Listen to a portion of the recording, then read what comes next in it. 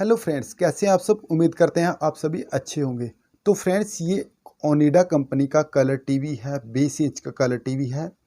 तो एक बार आपको इसका फॉल्ट दिखाते हैं, इसमें फॉल्ट कैसा है।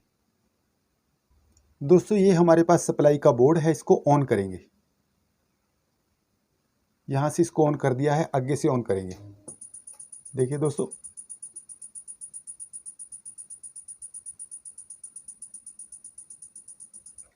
इसके अंदर से कुछ आवाज़ आ रही है, तो हमने इसको खोल रखा है। एक बार आपको इसकी बैक साइड भी दिखा देते हैं कि बैक साइड से इसकी बोर्ड में क्या प्रॉब्लम है। तो इसको हमने घुमा दिया है। अब ये इसका बोर्ड है। अब ऑन दोबारा से करेंगे। तो दोस्तों, इसके बोर्ड में फॉल्ट है। किस सेक्शन का फॉल्ट है इसको खोल लेंगे हम, खोलने के बाद ही पता इसका चलेगा। तो दोस्तों, वीडियो को लाइक ज़रूर करें, चैनल में नए हैं चैनल को सब्सक्राइब ज़रूर करें। अब दोस्तों, हमने इसके बोर्ड को ओपन कर लिया है, दोबारा से इसको सप्लाई देंगे। तो देखिए दोस्तों, अब भी इसमें से कुछ आवाज़ आ रही है। तो इसका आवाज़ आने का मेन जो मुख्य कारण है वो क्या है दोस्तों। अब सबसे पहले हमने इसमें से क्या करना है, तो ये हमारे पास एक हॉरिजॉन्टल आउटपुट ट्रांजिस्टर होता है। तो हॉरिजॉन्टल आउटपुट ट्रांजिस्टर इसको हम चेक कर लेते हैं। ये मल्टीमीटर को बजर मोड पे कर लेते हैं। तो ये देखिए, इसको हम चेक करते हैं।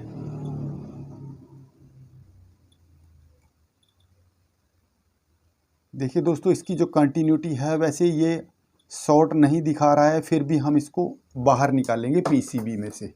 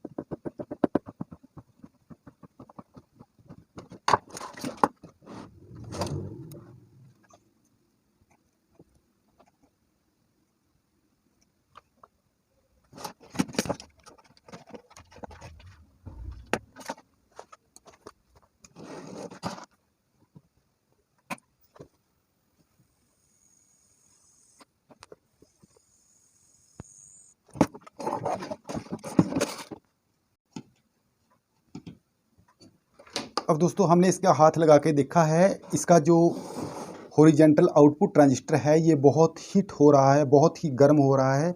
इसका गर्म होने का जो कारण क्या है, तो हमें लगता है इसकी ईएसटी ख़राब है, क्योंकि ऐसा ही है, बहुत ज़्यादा हीट है। अगर ईएसटी इसकी शॉर्ट है, ख़राब है, तभी ये हीट होगा। तो हम इसकी ईएसटी को सबसे पहले यहाँ से निकालेंगे।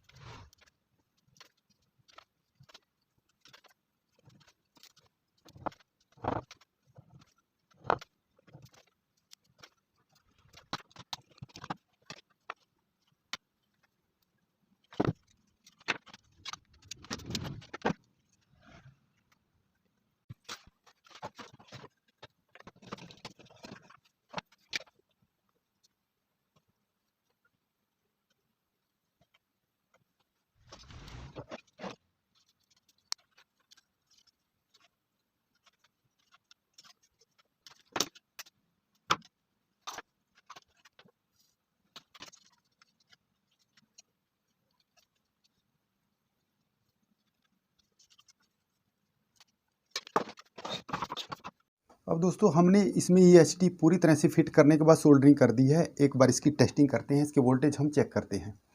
तो हमने इसको ऑन कर दिया है, तो अब देख लेते हैं हमारे जो वोल्टेज वो सही है या नहीं। सबसे पहले हम इसके पास B+ की वोल्ट देखते हैं कि B+ की वोल्ट इसके पास कितनी आ रही है। तो ये देखिए 117 वोल्ट के करीब है। तो अब हम यहाँ पर चेक करेंगे हमारे जो 180 वोल्ट के करीब हैं वो कितने हैं। ये देखिए 150 वोल्ट के करीब हैं। जैसे ही इस बोर्ड को पिक्चर ट्यूब के साथ जोड़ते हैं हमारे वोल्टेज पूरे हो जाएंगे। अब हम एक बार AC वोल्टेज देख लेते हैं। तो AC वोल्ट हमारे 3 वोल्ट के करीब हैं। ये भी वोल्टेज हमारे एकदम से सही हैं। तो अब हम एक जो इम्पोर्टेंट चीज़ है, जो हमारा हॉरिजॉन्टल आउटपुट ट्रांजिस्टर है, इसको हम चेक कर लेते हैं कि ये हमारा ठंडा है या फिर गर्म है। अब सारे वोल्ट पहले इसमें शॉर्ट करने पड़ेंगे, तब जाके हम इसके वर्टिकल सेक्शन के ऊपर टच करेंगे हाथ से। तो दोस्तों ये ठंडा है बिल्कुल, अब ये गर्म नहीं है क्योंकि फॉल्ट था हमारी EHT का। अब इस बोर्ड को हम पिक्चर ट्यूब के साथ जोड़ते हैं। दोस्तों हमने इसमें EHT डालने के बाद जैसे ही सप्लाई दी तो ये हमारा 7840 IC वर्टिकल का है, ये फट चुका है। तो यहाँ से आप देख लीजिए।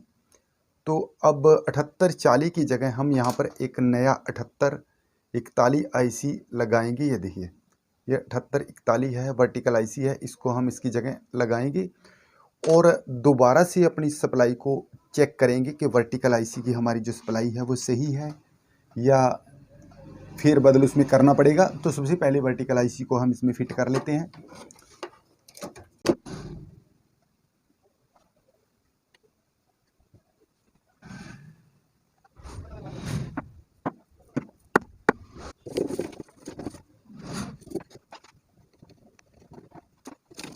अब दोस्तों हमने वर्टिकल IC डाल दिया है, इसमें सप्लाई भी दे दी है बोर्ड में। तो हमने वर्टिकल के लिए ये पिन इसमें से चुनी है जिसमें E24 लिखा है।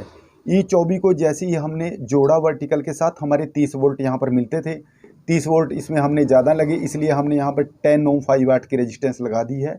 10 ओम 5 वाट की रेजिस्टेंस के द्वारा हमारे जो वोल्टेज है वो 26 वोल्ट के करीब रह जाते हैं वर्टिकल के पास।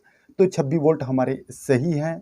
तो अगर हम ये रेजिस्टेंस ना लगाएं तो हमारे 30 वोल्ट यहाँ पर आ जाते हैं। 30 वोल्ट थोड़े ज़्यादा हैं क्योंकि E24 यहाँ पर लिखा है। 24 या 25 या 26 वोल्ट के करीब हमारे वर्टिकल के पास होने चाहिए।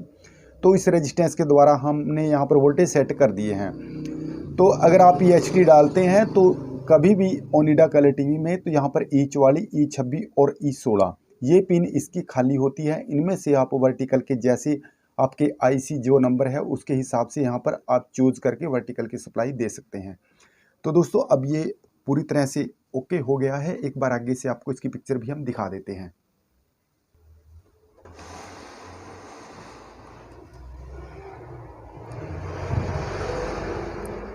देखिए दोस्तों हमारा जो कलर टीवी है एकदम से ओके हो चुका है, क्योंकि इसमें फॉल्ट था, EHT का फॉल्ट था। EHT की वजह से हमारा 2499 था, जो हमारा हॉरिजॉन्टल आउटपुट ट्रांजिस्टर 2499 था, वो जल जाता था।